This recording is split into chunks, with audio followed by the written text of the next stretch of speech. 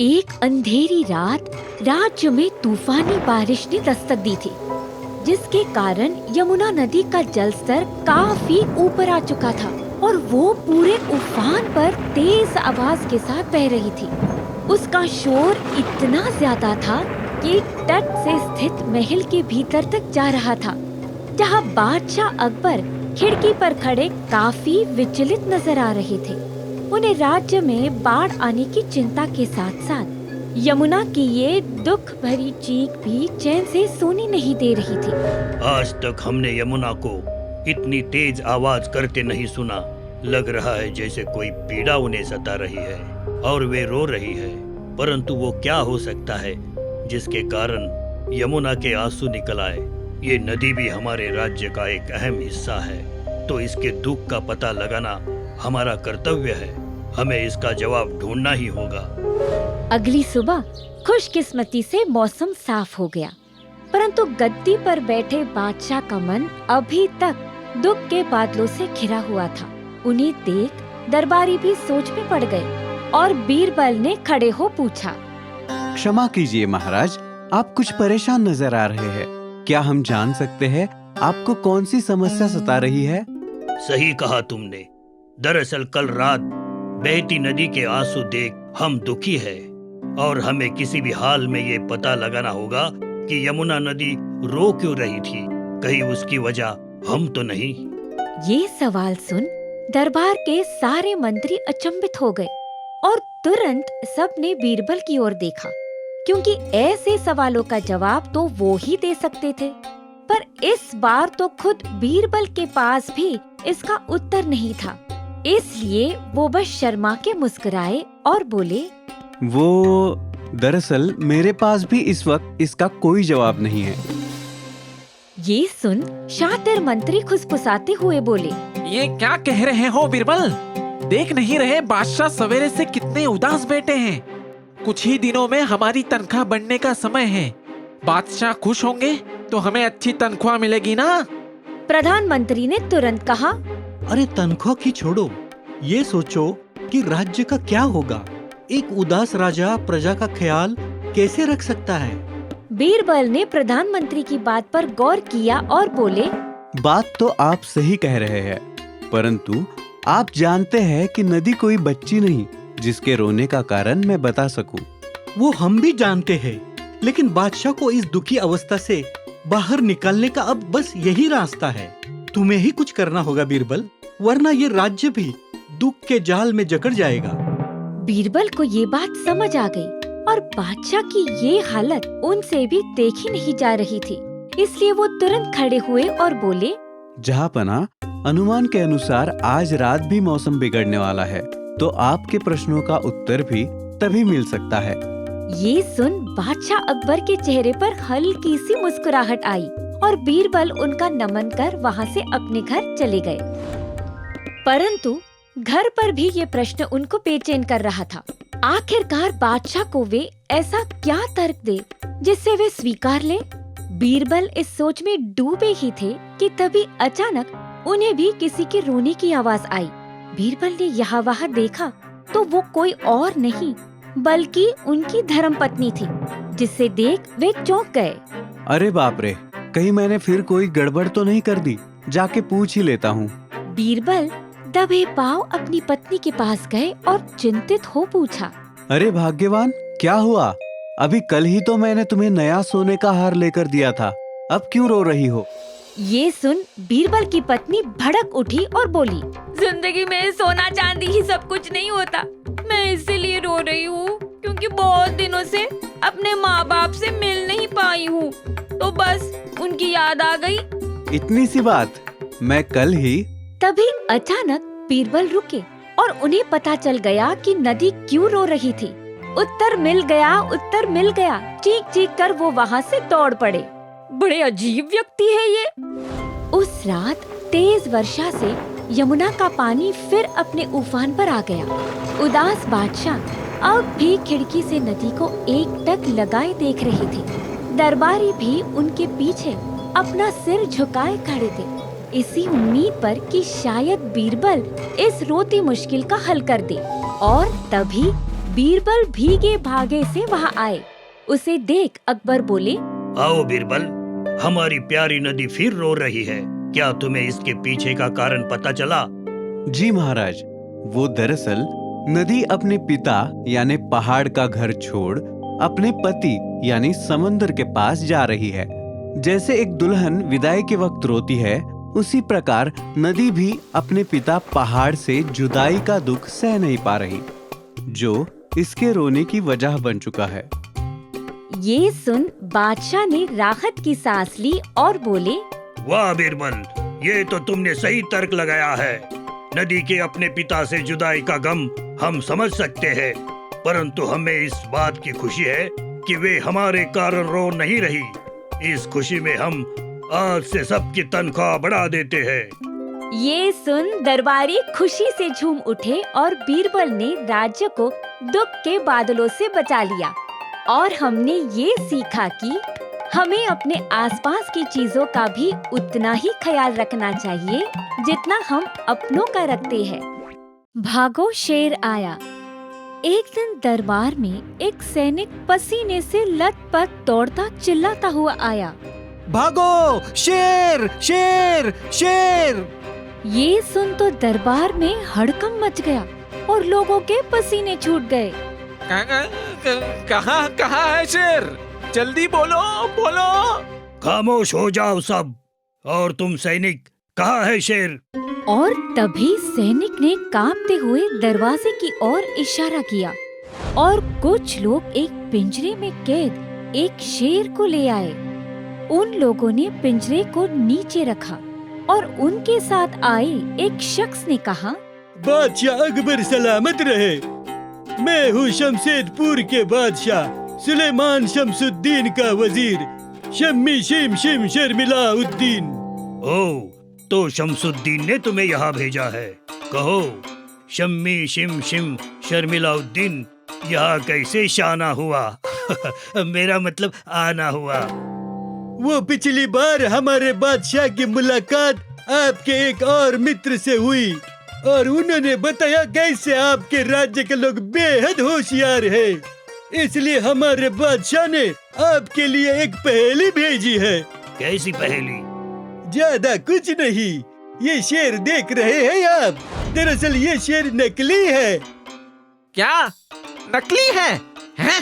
वो तो हम उसे देखकर ही समझ गए थे। आगे बताइए।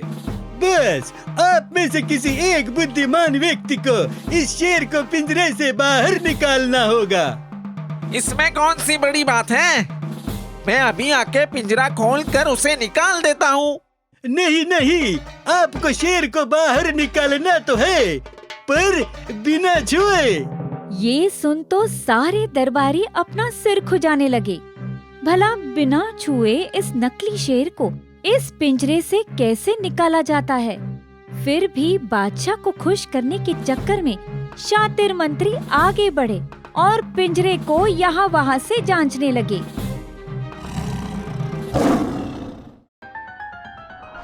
ये देख वहाँ खड़े वजीर और उनके सैनिक हंसने लगे और बादशाह ये सोचकर शर्मिंदा होने लगे कि उनके दरबार में इस पहेली को सुलझाने लायक कोई नहीं। और तभी उन्हें बीरबल की याद आने लगी। बीरबल को भी आज ही छुट्टी लेनी थी। यहाँ हम सब की छुट्टी होने वाली है। लगता है आज हमारे राज्य का नाम खराब होना तय है। परंतु इत्तेफाक से बीरबल वहाँ आ पहुँचे, जिसे देख बादशाह बेहद खुश हो गए। बीरबल, तुम यहाँ कैसे? तुम तो छुट्टी पर थे ना? वो दरअसल कल मैं शायद अपना बटवा यहाँ भूल गया था, उसे ही ढूंढने यहाँ आया हूँ। क्या किसी ने मेरा बटवा देखा है? उसमें मेरी शादी की अंगूठी है। वो अगर ना मिली तो मेरी पत्नी मेरी चटनी बना देगी। अंगूठी हम ढूंढ लेंगे बीरबल। पहले तुम्हें एक पहेली का जवाब ढूंढना होगा। कैसी पहेली? बादशाह ने उन्हें सब कुछ विस्तार से बताया, जिसे सुन बीरबल बोले, ये तो आज तक की सबसे मुश्किल पहेली लगती है। मुझे नहीं लगता मैं इसे सुलझा पाऊंगा। ये सुन तो सब चौंक गए। आखिरकार बीरबल ने इतनी जल्दी हार कैसे मान ली? बस तो ये है बादशाह अकबर का दरबार। आखिरकार शमशेदपुर के लोग होशियारी में आपसे जीत गए। ये क्या बीरबल, आज तुम्हें क्या हो गया है? क्षमा चाहता हूँ महाराज, मेरे दिमाग में इस वक्त अंगूठी ना मिलने का डर बैठा हुआ है, जिसने मेरी सोचने समझने की क्षमता को जकड़ लिया है। जब तक वो ना मिलेगी, मैं सोचना तो दूर, चैन की सांस भी नहीं ले पाऊंगा। अच्छा, तो ये बात है। तो मेरा सभी को ये आदेश है कि अभी के अभी बीरबल के बटुए को ढूंढा जाए।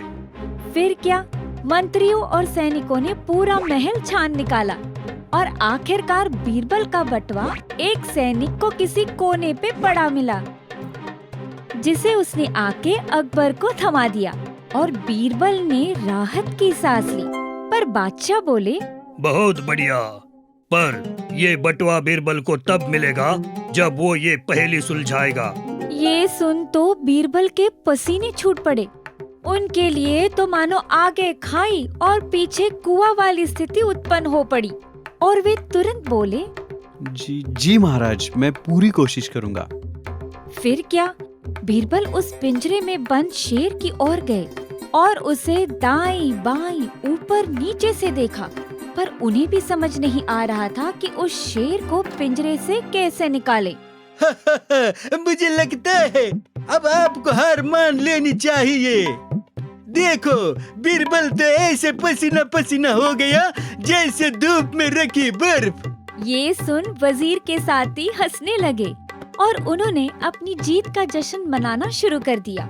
आखिरकार अकबर और बीरबल की अक्लमंदी की हार हो चुकी थी और वजीर का ये ताना बीरबल के कानों में मानो चुभने लगा। बीरबल तो ऐसे पसीना पसीना हो गया जैसे धूप में रखी बर्फ।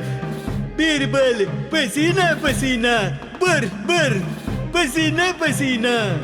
रुको सैनिकों, जल्द से जल्द जलती हुई मशाल ले आओ। ये सुन चारों सैनिक तुरंत भागे और मशाल ले आए। फिर बीरबल ने उनसे शेर के पिंजरे के इर्द गिर्द जाके खड़े होने को कहा और जैसे ही उन्होंने मशाल को शेर की मूर्ति की ओर मोड़ा, गर्मी के कारण वो पिघलने लगा क्योंकि वो मोम से बना था और कुछ देर बाद सारा मोम पिघलकर पिंजरे से बाहर आ गया, जिसका मतलब एक तरीके से ये हुआ कि शेर पिंजरे से बाहर आ चुका था। ये लो, सुलझ गई आपकी पहेली।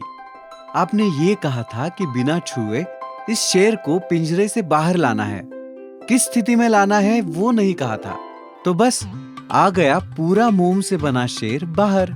ये देख वजीर और उनके साथी बेहद प्रभावित हुए और तालियां बजाने लगे। उनके साथ सारा दरबार भी तालियों से गूंज उठा और बादशाह ने बीरबल को अंगूठी के साथ साथ कई और गहने भी उपहार में दिए। और हमने ये सीखा कि दिमाग से सभी समस्या का हल ढूंढा जा सकता है। स्वर्ग के दर्शन। एक दिन दरबार में बीरबल अच्छे कर्मों पर आधारित एक कहानी सुना रहे थे। तो इसका परिणाम ये निकला कि उस साधु को स्वर्ग में जगह मिल गई और उसकी आत्मा को मुक्ति।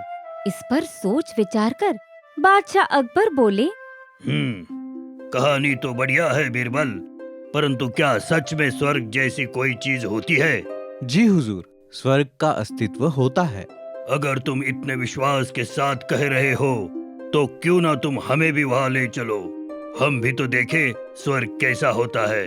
पर बादशाह वो। ये सुन शातिर मंत्री तुरंत उठकर बोले, देखा बादशाह, अब इस बीरबल की बोलती बंद हो गई। इसकी कहानियाँ भी इसकी तरह झूठी हैं। नहीं नहीं, मैं झूठ नहीं बोल रहा, सच में स्वर्ग होता है। तो ठीक है, हम तुम्हें 1 हफ्ते की मोहलत देते हैं। या तो तुम हमें स्वर्ग के दर्शन कराओ या फिर झूठे कर्मों की सजा के तौर पर तुम्हें महल से निकाल दिया जाएगा।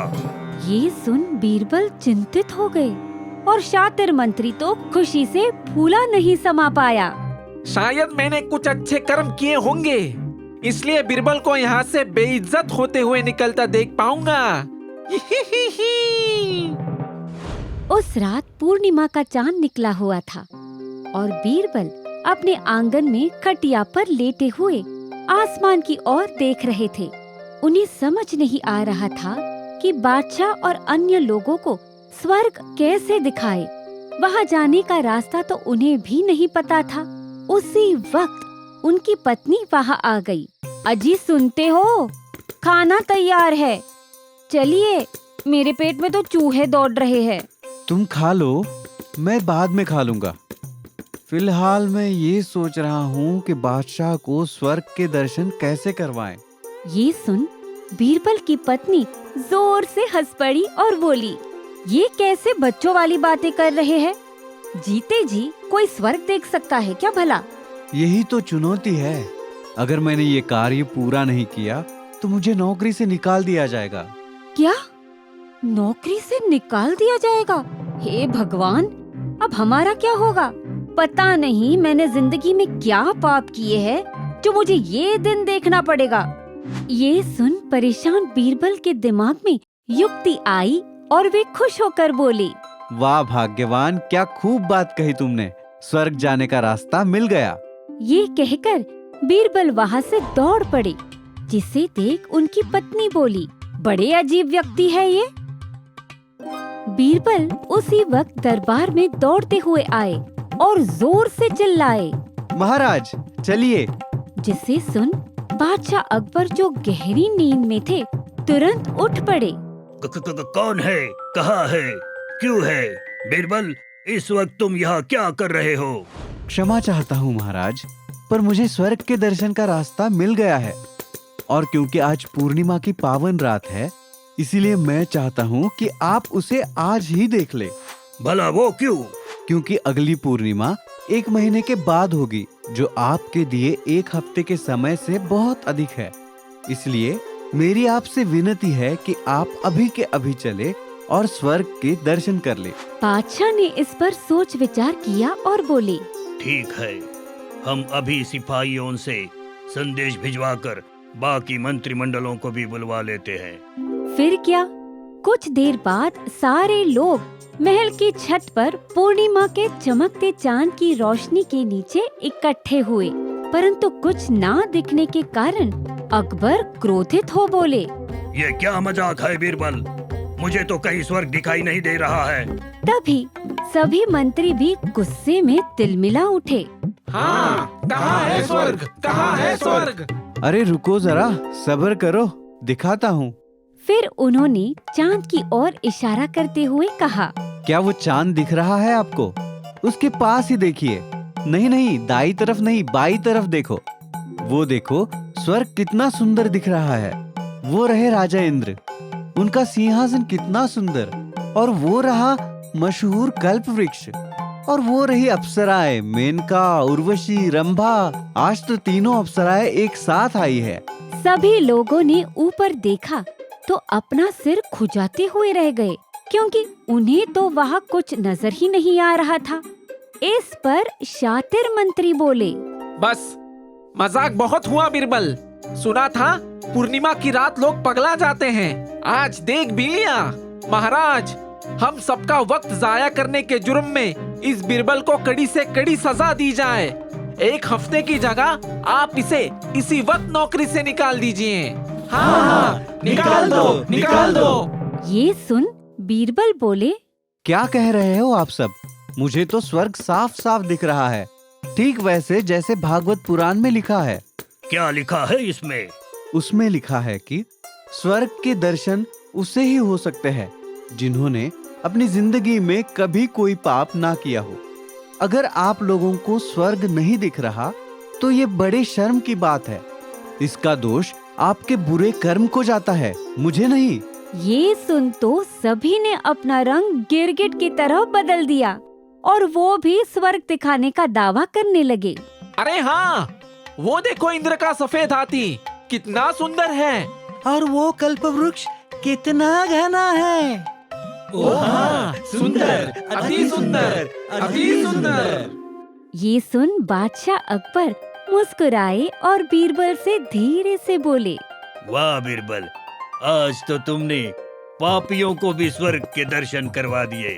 ये सुन वे दोनों हंस पड़े और हमने ये सीखा कि अच्छे कर्मों का नतीजा अच्छा ही होता है।